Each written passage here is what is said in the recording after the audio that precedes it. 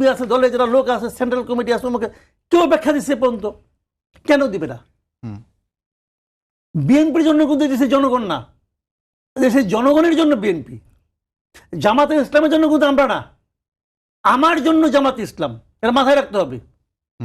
তো সেই বিবেচনা উনি আসছেন না। তারপরেও আমি মনে করি ডক্টর ইউনুসের সঙ্গে একটা মিটিং হয়েছে, ডক্টর ইউনুস, এটা ডক্টর ইউনুসের আমি বলবো উনি এই জন্য 2 মার্ক কম পাবেন, এই যে ওনার উচিত হয় নাই, 1 নম্বর।